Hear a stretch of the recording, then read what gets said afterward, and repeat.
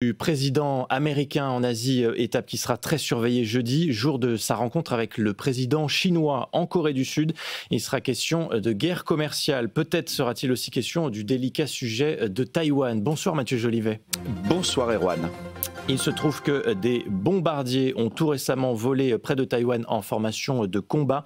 Un exercice d'intimidation, on peut le dire, à 2 jours d'une rencontre donc entre Xi Jinping et Donald Trump, avec une date qu'il faut avoir en tête, Mathieu, celle de 2027. Oui, c'est la fenêtre de tir que retiennent les think tanks de défense pour une possible invasion de Taïwan par la Chine. Les signaux se multiplient. Déjà, si vous regardez le rêve chinois, c'est le slogan politique de Xi Jinping depuis 2013. Eh bien, au cœur de ce slogan, il y a la réunification avec Taïwan. Cette question taïwanaise, elle est partout. Elle est dans ses discours du Nouvel An, dans toutes les grands-messes du parti, dans les manuels scolaires, dans les séries télévisées patriotiques, dans les affiches, sur le rêve chinois. Mais surtout, 2027, c'est aussi le centenaire de l'armée populaire de libération. C'est pourquoi, selon les think tanks de défense Rand Corporation et Royal United Service Institute, Xi Jinping a ordonné à l'armée à être prête à occuper Taïwan ou à imposer un blocus total d'ici cette échéance. Et l'armée chinoise donc est en ordre de marche.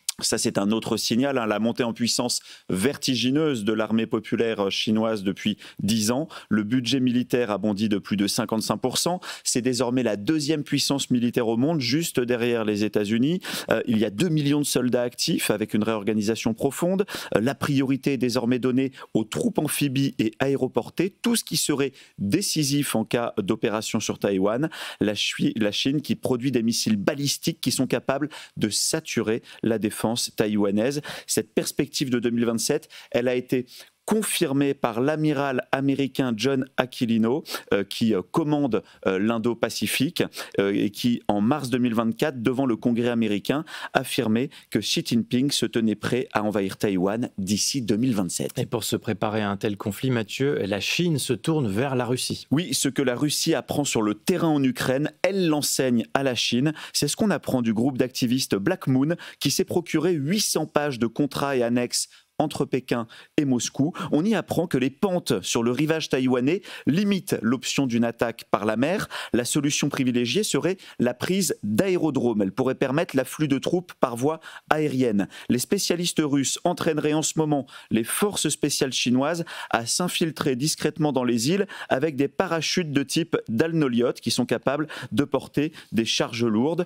Pour un assaut, la Chine pourrait étendre les blindés sur des terrains de golf ou près des ports taïwanais, comme l'ont fait les parachutistes russes en Ukraine pour prendre l'aéroport de Hostomel. Il va sans dire, Mathieu, qu'une invasion chinoise à Taïwan aurait des répercussions dans l'ensemble de la région. Oui, concrètement, en cas de crise, le commandement sino-américain passerait en mode actif. Il mobiliserait les bases américaines situées sur les îles Nansei et Ryukyu, à proximité immédiate de Taïwan. Le Japon accueille déjà 120 bases américaines et plus de 50 000 soldats. C'est le plus grand contingent hors du sol américain. La Corée du Sud, elle abrite 25 000 soldats américains. Autant dire qu'une invasion de Taïwan déclencherait une réaction en chaîne, qu'elle soit militaire ou d'ordre économique. Le rêve chinois de Xi Jinping pourrait alors devenir le cauchemar économique de la planète.